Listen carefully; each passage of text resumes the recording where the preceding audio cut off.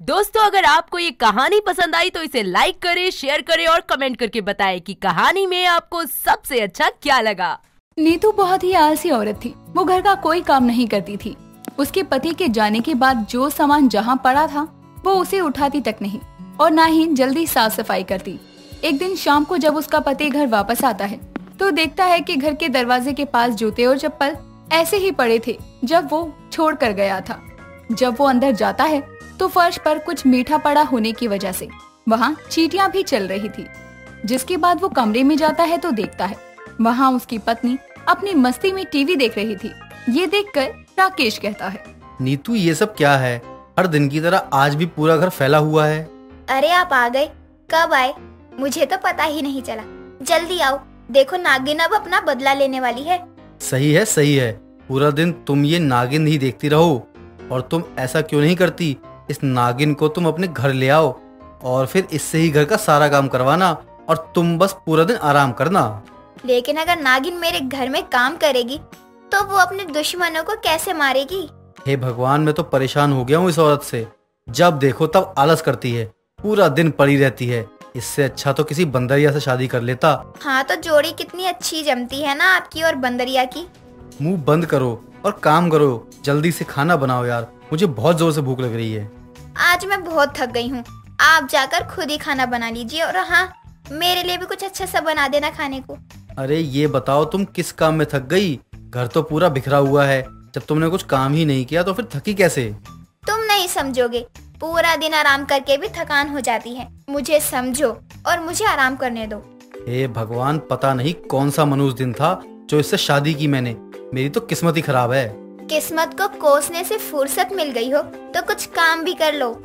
राकेश नीतू से बहुत प्यार करता था, इसीलिए वो नीतू पर गुस्सा नहीं करता था। अगली सुबह राकेश ऑफिस जाता है जहाँ वो अपना काम कर रहा था। तभी वहाँ उसका एक दोस्त चंदन आता है और राकेश को कहता है, भाई क्या बात हो गई? मुंह क्यों लटका हुआ है? भाभी ने मारा है क्या? नहीं भाई, ऐसा कुछ नहीं है।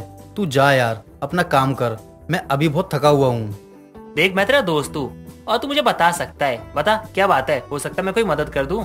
भाई क्या बताऊँ, मेरी तो लाइफ ही खराब हो गई है। इतना कहकर अब राकेश चंदन को अपनी पूरी बात बताता है और ये सब सुनकर चंदन कहता है, देख भाई, पत्नी तो मेरी भी आलसी थी, लेकिन अब बिल्कुल भी आलस नहीं करती है। अच्छा ऐसा हुआ क्या? जरा मुझे भी बता। होना क्या था भाई, मेरी पत्नी बहुत आलसी थी, बहुत आलस करती थी, पूरा दिन पड़ी रहती थी। फिर एक दिन मैं तंग आ गया और मैंने कह दिया, तुम ऐसे ही रही ना तो मैं दूसरी शादी कर लूंगा, फिर मुझे मत कहना कुछ भी। अच्छा, तो तेरी बीवी ने तुझे कुछ कहा नहीं, वो मान गई? और क्या, सौतन का नाम सुनते ही आग लग गई उसे। तो मुझे क्या करना चाहिए? देख भाई, तू भी जा अपने घर और अपनी पत्नी से कह दे, अगर तुम सुधरी नहीं तो मैं दूसरी शादी कर लूंगा और तुम्हारी सौतन घर में लेके आ जाऊंगा। राकेश चंदन की बात को मानकर वैसा ही करता है जैसा वो कहता है। और शाम को जब राकेश घर जाता है तो कल की तरह आज भी पूरा घर यहाँ वहाँ फैला हुआ था। ये देखकर राकेश गुस्से में नीतू से कहता है, नीतू आज फिर से तुमने ये सब फैला रखा है। तुम्हें मैंने कितनी बार कहा है ना कि घर को साफ रखा करो, तुम्हें समझ में नहीं आता क्या? तुम्हें भी कोई और काम नहीं है क्या? जब देखो तब मेरे ही पीछे पड़े रहते हो। अगर अब तुम नहीं सुधरी ना तो मैं दूसरी शादी कर लूंगा और तुम्हारी सौतन ले आऊंगा। क्या कहा? सौतन लाओगे? लाकर तो दिखाओ, तुम्हारे और उसके दोनों के पैर ना तोड़ दूं और घर से बाहर ना कर दूं, तुम दोनों को तो कहना। ये क्या कह रही हो तुम? अपने पति की टांग तोड़ोगी और उसे घर से बाहर करोगी? हाँ करूंगी, इसलिए आगे से सौतन का नाम भी मत लेना इस घर में। यार अब मैं क्या करूं? लगता है ये औरत कभी नहीं सुधरने वाली, इसका कुछ नहीं हो सकता। अगली सुबह राकेश के काम पर जाने के बाद नीतू बाजार से कुछ सामान लेने के लिए निकलती है, जहाँ उसे पड़ोस की औरत सरिता मिलती है और वो नीतू से कहती है, अरे क्या बात है नीतू, बड़े दिनों बाद दिख रही है, इतने दिनों कहाँ गायब थी? कुछ नहीं यार, काम करके थक जाती हूँ तो घर में आराम करती हूँ। अच्छा, वैसे तुझे कुछ पता है नीलम के बारे में? नीलम कौन? जो हमारे पीछे वाले मोहल्ले में रहती है, क्या हुआ उसे? पता है, वो जो नीलम है वो बहुत ही आलसी औरत है, पूरा दिन काम नहीं करती थी और पड़ी रहती थी। एक दिन पति ने कहा सौतन ले आऊंगा, वो खुद ही अपनी सौतन ले आई। अब उससे घर का सारा काम करवाती है और खुद पूरा दिन आराम करती है। लेकिन वो एक नौकरानी भी तो ला सकती थी, काम से बचने के लिए सौतन कौन लाता है? अरे नौकरानी लाती तो उसे महीने की पगार देनी पड़ती, ऊपर से छुट्टी करती तो और दिक्कत। इसलिए उसने सोचा एक गरीब लड़की से अपने पति की शादी करवा दूं और साथ में दहेज मिला तो पति ने कुछ नहीं कहा। अब मौज कर रही है दोनों सौतन। अच्छा, सौतन के भी फायदे हैं, मुझे तो पता ही नहीं था।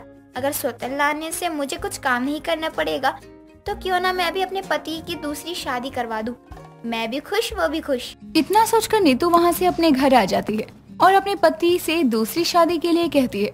ये सुनकर राकेश हैरान हो जाता है और उसे मना कर देता है, लेकिन वो बहुत ड्रामे और बहाने करके शादी के लिए राजी कर लेती है। कुछ दिनों बाद वो एक लड़की को ढूंढती है जो कि बहुत काली थी। उसकी शादी नहीं हो रही थी, पर उसके पिता बहुत अमीर थे। लेकिन जब नीतू अपने पति की शादी की बात उस लड़की के सामने रखती है तो वो शादी के लिए राजी हो जाती है। शादी में लड़की के पिता बहुत कुछ देते हैं ताकि उनकी बेटी को किसी भी चीज की कमी ना हो। नीतू ये सब देखकर बहुत खुश थी।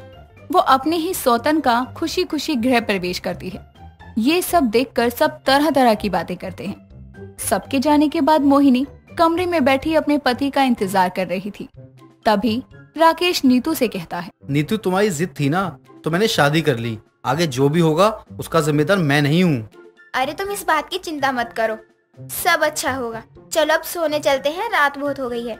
तभी वहाँ पर राकेश की माँ कामनी आ जाती है और कहती है, उसे कहाँ ले जा रही है? भूल गई है उसकी शादी हुई है तो वो अपनी नई बहू यानी तेरी सौतन के कमरे में जाएगा, ना कि तेरे साथ। ये सुनकर नीतू को बुरा लगता है कि अब उसे अपने पति को अपनी सौतन के साथ बांटना पड़ेगा और इसी चिंता में वो पूरी रात सो नहीं पाती। अगली सुबह वो जल्दी जाकर राकेश के कमरे के बाहर खड़ी हो जाती है और उसे आवाज देने लगती है। तभी टॉवल लपेटे राकेश बाहर आता है और उससे कहता है, क्या बात है नीतू, तुम आज इतनी जल्दी कैसे उठ गई और यहाँ क्या कर रही हो? वो मैं आपको काम पर जाने के लिए उठा रही थी, आप लेट हो जाओगे। क्या हो गया तुम्हें नीतू? आज संडे है और मैं बहुत थक गया हूँ, मुझे कुछ देर सोना है, तुम भी जाकर आराम करो। लेकिन राकेश मेरी बात तो सुनो। नीतू राकेश को आवाज देकर रोकने की कोशिश करती है, पर वो बिना कुछ सुने ही वहाँ से कमरे का गेट लगाकर अंदर चला जाता है। और ये सब देखकर नीतू को बहुत बुरा लगता है। ना ही उसे नींद आ रही थी और ना ही आराम मिल रहा था। कुछ देर बाद राकेश कमरे से बाहर निकलता है और उसके पीछे पीछे मोहिनी भी आती है जो कि बहुत शर्मा रही थी। तभी नीतू उसे कहती है, मोहिनी नींद पूरी हो गई हो तो कुछ काम हो जाए घर का, सब कुछ यहाँ वहाँ फैला हुआ है। अरे ये तुम क्या कह रही हो नीतू? मोहिनी का इस घर में पहला दिन है, भला वो कैसे काम कर सकती है? ऐसा करो तुम ही काम कर लो, उसे रहने दो, तुम बस सफाई कर लो क्योंकि हमें सफाई बहुत पसंद है। तो आराम करो और हाँ चलो मोहिनी, हमें देर हो रही है। कहाँ जा रहे हो तुम दोनों? वो मेरे एक दोस्त ने हम दोनों को खाने पर बुलाया है ना, इसलिए हम वहाँ जा रहे हैं। अभी तो बस एक ही दिन हुआ था नीतू की सौतन को इस घर में आए हुए, और उसके आते ही राकेश इतना बदल जाएगा ये नीतू ने कभी सपने में भी नहीं सोचा था।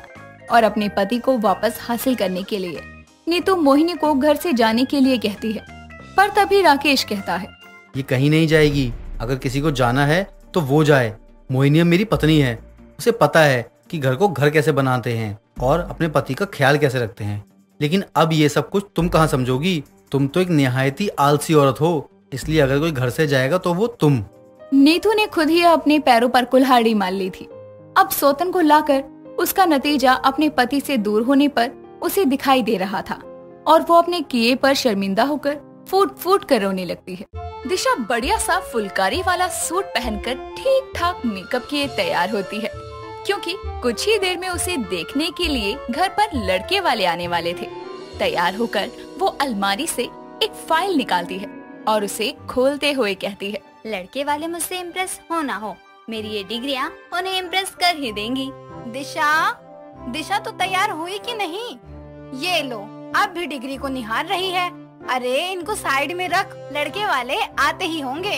अरे ऐसे कैसे साइड में रख दूं? लड़के वालों को दिखाऊंगी ना। नालायक, रिश्ते वाले आ रहे हैं, इंटरव्यू लेने वाले नहीं। और वैसे भी अब तक कोई फायदा हुआ है इन मरी डिग्रियों का? माँ, आजकल ना सबको पढ़ी लिखी समझदार बहू चाहिए होती है और ये डिग्रियां मेरी पढ़ाई लिखाई का सबूत है। बताओ, डिग्री देखकर भी कोई रिश्ता हुआ है? किचन में आओ मेरे साथ। इतना कहकर सरिता दिशा को अपने साथ ले जाती है। कुछ ही देर में लड़के वाले भी घर आते हैं। दिशा के माता पिता उनका अच्छे से स्वागत करते हैं। तभी चाय समोसे लिए दिशा भी हॉल में आती है। तभी लड़के की माँ महिमा कहती है, बहन जी, पंडित जी ने बताया है कि आपकी बेटी पढ़ाई लिखाई में बहुत ही होशियार थी। थी नहीं बहन जी, है बहुत होशियार है। अरे इसके पास तो इतनी डिग्रियां हैं जितनी कोई गिनता ही नहीं। और खाली पढ़ाई लिखाई में नहीं, ये बाकी सब चीजों में भी बहुत होशियार है मेरी बेटी। अच्छा, वैसे कौन कौन सी डिग्री हासिल की है आपने अब तक? जी वो अरे बेटा, ये पूछो कौन कौन सी डिग्री नहीं है इसके पास।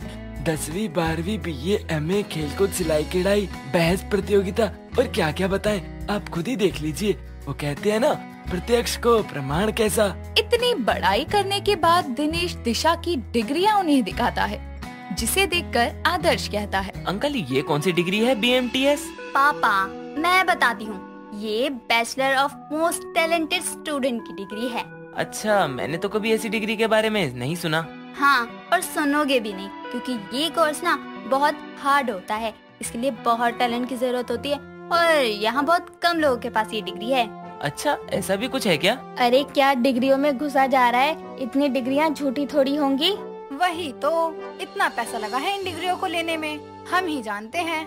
मतलब मतलब बेटा, इसकी पढ़ाई में इतना पैसा लगा फीस में, तभी तो पढ़कर इसने डिग्रियां ली ना। वही तो, आपको क्या लगा मैंने ये डिग्री पैसों से खरीदी है? नहीं नहीं, मेरा वो मतलब नहीं था। अरे आप छोड़िए इन सबको और कुछ खा पी भी लीजिए। जिसके बाद दोनों पक्षों में बातचीत होती है और आखिर में रिश्ता पक्का हो जाता है। और तभी आदर्श कहता है, वैसे मिस डिग्री होल्डर, एक आखिरी सवाल मन में आ रहा है, वो पूछ लूं? लगता है इसको डिग्रियां दिखानी ही नहीं चाहिए थी। हाँ हाँ पूछिए, अब रिश्ता जोड़ने जा रहा है आपसे, तो मैं कैसे मना कर सकती हूँ। हाँ, तो इतनी डिग्रियां होने के बाद आपको कोई जॉब नहीं मिली? नहीं मिली का क्या मतलब? अरे हमने करने नहीं दी।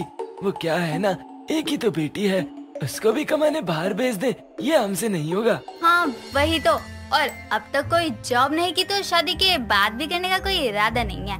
बस मैं तो अपना ससुराल अच्छे से संभाल लूं, यही चाहती हूँ। देखा, इसे कहते हैं पढ़े लिखे दिमाग के विचार। अब तो समधी जी पंडित जी से शादी का मुहूर्त निकलवा ही लीजिए आप। महिमा की ये बात सुनते ही सरिता उसका मुंह मीठा करती है। समय बीतता है और शादी की तारीख तय हो जाती है। इस बीच आदर्श और दिशा के बीच बातें होती रहती थी। हल्दी वाले दिन हल्दी की रस्म होने के बाद जब दिशा अपने कमरे में आती है, तभी आदर्श का कॉल आता है, तो वो बोलती है, तो दूल्हे राजा लगवा ली मेरे नाम की हल्दी।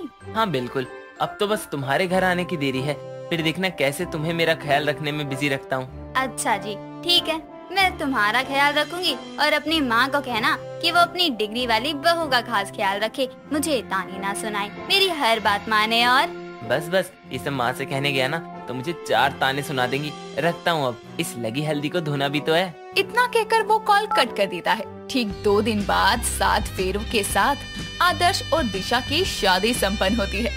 ससुराल में आते ही दिशा एक सुशील बहू की तरह सारी जिम्मेदारियां संभाल लेती है। एक रोज उसकी सास राशन के सामान की पर्ची उसके हाथ में देकर कहती है, बहू जरा ये राशन के सामान का हिसाब किताब तो कर दे, और हाँ हिसाब लगाकर ये भी बता दियो कि कौन सी चीज किलो के हिसाब से कितने की पड़ी। अपनी सास के कहने पर दिशा पर्ची पर लिखे सामान पर नजर डालती है तो उसका सर चकरा जाता है, जिसके बाद वो मन में कहती है, हिसाब किताब, अरे इस डर से तो कॉमर्स नहीं ली थी क्योंकि मैथ्स में डब्बा गुल है मेरा। ओ डिग्री वाली बहू क्या हो गया, ये लिखा हुआ समझ तो आ रहा है ना? हाँ हाँ सासू माँ, कैसी बातें कर रही हो, मैं तो मन में ही हिसाब जोड़ रही थी, आपने ना बीच में बोल के गड़बड़ कर दी। मैं कमरे में जाती हूँ, वही शांति से कर लूंगी सब। अरे सुन, जल्दी कर दियो, पैसे भिजवाने हैं दुकान पर मुझे। दिशा बात सुने बिना फट से कमरे में जाती है और गहरी सांस लेने लगती है। उसे ऐसे हाफता हुआ देखकर कमरे में अपना काम कर रहा आदर्श कहता है, क्या हो गया तुम्हें? क्या क्या हो गया, सास रहने की फुर्सत ही नहीं देती सासू माँ मुझे। ये लो राशन की पर्ची, तुम्हें हिसाब किताब करने को कहा है और थोड़ा जल्दी कर दो। तुम कर दो ना यार, मैं काम कर रहा हूँ। अरे हाँ तो मैं कौन सा वेली बैठी हूँ, देख रही हो ना कैसे भाग भाग कर सारे काम कर रही हूँ। अभी बहस मत करो, 2 मिनट का तो काम है, जल्दी कर दो। इतना कहकर वो उसे पर्ची पकड़ा देती है और कपड़े तय करने बैठ जाती है। कुछ देर में जब आदर्श हिसाब कर देता है तो फट से उसके हाथ से पर्ची लेकर वो महिमा को दे आती है और तभी महिमा कहती है, अरे वाह मेरी डिग्री वाली बहू, बड़ी जल्दी हो गया, मैं पैसे देकर आती हूँ। सासू माँ भी ना पता नहीं कहाँ कहाँ से मेरी परीक्षा लेने आ जाती है। छोड़ो, अभी मैं जाकर मस्त मैगी बनाऊंगी। तभी वो किचन की तरफ चली जाती है। ऐसे ही समय बीतता है। एक रोज उसकी पड़ोसन ललिता पेपर और पेन लेकर उसके घर आती है और दिशा से कहती है, अरे ओ महिमा की डिग्री वाली बहू, जरा इस पर अंग्रेजी में दाल बाटी चूरमा बनाने की रेसिपी तो लिख दे। मैं? पर क्यों आंटी? क्यों मतलब? अरे तेरी सास पूरे मोहल्ले में तेरे गुण गाए फिरती रहती है। मेरी डिग्री वाली बहू बड़ी समझदार है और दिमाग वाली है। ये आता है वो आता है, उसी ने बताया मुझे तुझे हर तरह का खाना बनाने आता है। मेरी डिग्रियां तो मुझे मरवाएंगी। अरे आंटी, आता तो है, लेकिन वो क्या है ना, मैं हर समय तो सब कुछ नहीं बनाती ना, इसलिए ये वाली रेसिपी भूल गई हूँ। अच्छा, मैंने सोचा तुझसे अंग्रेजी में लिखवा दूंगी तो मेरी स्वीटी की होम साइंस वाली क्लास में काम आएगा, पर तुझे तो याद ही नहीं। छोड़ो। इतना कहकर वो पेन पेपर लिए वापस लौट जाती है। ये सब कमरे के बाहर खड़ा आदर्श देख रहा था। उसी शाम वो फोन पर बात करता हुआ अपना लैपटॉप लिए टीवी देख रही दिशा के पास आता है और उसे लैपटॉप देते हुए कहता है, दिशा मेरी हेल्प कर दो, मैं अर्जेंटली कॉल पर हूँ, तो प्लीज मेरा मेल ओपन करो। ड्राफ्ट में एक फाइल होगी, वो मेरे बॉस को मेल कर दो। क्या क्या कर दूं? मेल कर दे बहू, मेल। अरे मुझे फोन तो ढंग से चलाने में दिक्कत आती है, तो इस डब्बे को कैसे चलाऊं? अरे कैसे करते हैं मेल? वो लैपटॉप को बस देखती रहती है। कुछ देर में आदर्श फोन पर बात खत्म करके कहता है, हो गया? नहीं, वो क्या है ना, बहुत दिनों से मैंने ये सब काम नहीं किया ना, तो भूल गई हूँ। भूल गई हो? अरे कंप्यूटर की डिग्री है तुम्हारे पास, उस डिग्री में मेल करना नहीं सिखाया था क्या? बस करो। सच तो यह है कि तुम्हारे पास डिग्रियां भले हैं, लेकिन नॉलेज बिल्कुल नहीं। नहीं, ये गलत है। सच तो ये है कि मेरे पास डिग्रियां भी नहीं है। मैं तो 10वीं फेल हूँ ना। जो डिग्रियां मैंने दिखाई थी वो पापा ने मेरे लिए झूठी बनवाई थी। हाय दैया, जिसे मैं डिग्री वाली बहू समझती रही वो नीलबट्टे सन्नाटा निकली। अपनी डिग्री वाली बहू की सच्चाई जानकर सास तो सास, पति भी अपना सर पकड़े बैठ जाता है। दोस्तों, अगर आपको ये कहानी पसंद आई तो इसे लाइक करें, शेयर करें और कमेंट करके बताएं कि कहानी में आपको सबसे अच्छा क्या लगा।